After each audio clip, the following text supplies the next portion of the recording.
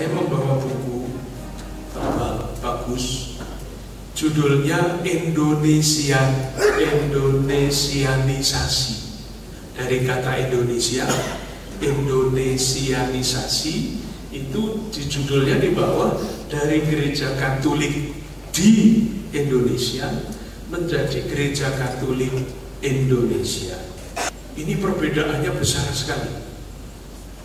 Kita ini adalah bagian dari gereja Katolik Roma Ritus Latin. Itu identitas kita. Nah, kalau kita omong mengenai itu, maka gereja Katolik di Indonesia. Jadi kita ini anggota dari gereja Katolik Roma yang tinggal di Indonesia. Hubungan antara gereja Indonesia dengan perjuangan bangsa menarik sekali, karena bagi saya ini khas Indonesia. Yang kita sedang wujudkan ini adalah sesuatu yang khas di sini. Kita pasti kenal yang namanya doa syukur agung. Itu doa yang paling penting di dalam liturgi Ekaristi. Lalu ada prefasi, Tuhan sertamu dan sertamu juga, marilah. Sekarang saya lupa dulu saya gimana. Marilah kita arahkan hati kita kepada Tuhan. Nah, itu di dalam rumus teks Latin yang diterjemahkan ke dalam bahasa Indonesia, bunyinya arahkanlah hatimu ke atas. Ke atas apa ya? Ke atas gereja itu. Bukan arahkan kepada Tuhan, tapi arahkan ke atas. Nyanyinya susah itu. Arahkan hatimu ke atas. Susah sekali.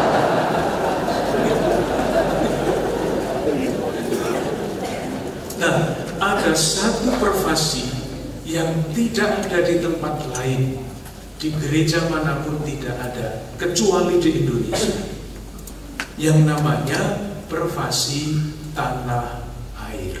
Ada dua.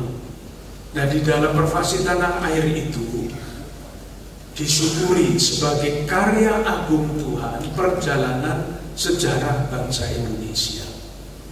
Yang pertama, kepada syukur karena Tuhan membangkitkan semangat kebangsaan di tengah-tengah bangsa kita. Itu kan sejarahnya tahun 1908 ya, kebangkitan nasional, yang telah menganugerahkan satu bahasa, Sumpah Pemuda, dan yang telah menganugerahkan Pancasila. Di prefasi tanah air yang mengungkapkan syukur kita bahwa Allah sungguh terlibat di dalam sejarah bangsa kita, itu hanya ada di Indonesia ini. Kembali lagi, dari gereja Katolik di Indonesia menuju gereja Katolik Indonesia. Ini di dalam TPE yang paling baru oleh Komisi Liturgi itu mau dihapuskan. Loh, kok menghapuskan barang yang sangat berharga begini? Kemarin para uskup sudah memutuskan pokoknya tidak boleh dihapuskan. Pokoknya, nanti kalau tidak setuju naik banding kepada paus. Dan rasa cinta tanah air yang diungkapkan di dalam prefasi tanah air itu juga menjadi sejarah bangsa kita. Panjang ceritanya, misalnya saya kira banyak yang sudah tahu bahwa sidang pertama Sumpah Pemuda itu dilaksanakan di gedung yang sekarang Aula Katedral di Jakarta. Maka di sana sekarang ada Plaza Sumpah Pemuda. Baru itu. Nanti akan ada plakatnya. Keterlibatan. Atau kalau ingat lagi, Sugio Pranoto ini pernah melihat film Sugio. Nah, kalau diperhatikan, kalau diingat, waktu itu sekurang-kurangnya ada dua peristiwa yang ditunjukkan. Peristiwa yang pertama adalah Sugio Pranoto sedang menulis surat kepada Paus di Vatikan, minta supaya Vatikan secepatnya mengakui kemerdekaan Republik Indonesia. Itu tahun 46. Dan pada bulan Juli tahun 1947 sudah ada Delegatus Vatikan untuk Indonesia, dan sekarang itu menjadi Kedutaan Besar Vatikan untuk Indonesia. Yang kedua, Sugio Pranoto naik delman, dan delmannya berhenti di depan gereja Bintaran lagi, karena beliau dulu pastor rekan di situ. Kenapa naik delman dan berhenti di situ? Waktu itu ibu kota Republik Indonesia dipindah dari Jakarta ke Jogja.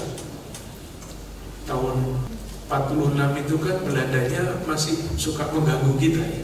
Meskipun kita sudah memproklamasikan kemerdekaan, tapi masih menyerang terus sampai 49. Nah, ketika ibu kota Republik Indonesia pindah ke Jogja dari Jakarta, Sugio Pranoto juga memindah keuskupannya dari Semarang dipindah ke Jogja untuk menunjukkan bahwa Gereja Katolik sungguh-sungguh bersama-sama dengan seluruh komponen bangsa ingin mempertahankan kemerdekaan Republik Indonesia ini. Istimewa sekali, warisan yang sangat berharga. Dan kalau kita lihat berapa pahlawan nasional yang berlatar belakang iman Katolik, mau cari yang dari latar belakang apa? Cari latar belakang hierarki, ada. Sugio Pranoto itu pahlawan nasional. Mau awam, yang sipil, ada. Kasimo, Ignatius Kasimo. Yang mau cari dari TNI lengkap. Angkatan Darat, siapa? Selamat Riyadi. Angkatan Udara, siapa? Adi Sucipto. Angkatan Laut, Yosudarso. Polisi, Karel Satsuitubun. Itu orang Katolik.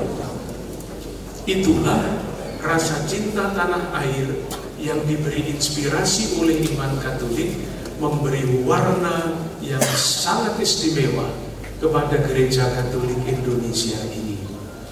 Kadang-kadang kita masih menggunakan Gereja Katolik di Indonesia, kadang-kadang menggunakan Gereja Katolik Indonesia, tidak apa-apa. Tapi intinya ada proses menuju gereja yang berbeda itu, yang sangat menentukan di dalam membangun gereja yang semakin Indonesia ini adalah ketua-ketua lingkungan. Kalau keuskupan ini tidak ada usulnya, tidak apa-apa, jalan. Tetapi silakan membayangkan gereja Keuskupan Agung Jakarta tanpa ketua lingkungan. Kayak apa itu? Tidak bisa dibayangkan, karena tidak akan pernah ada seperti itu.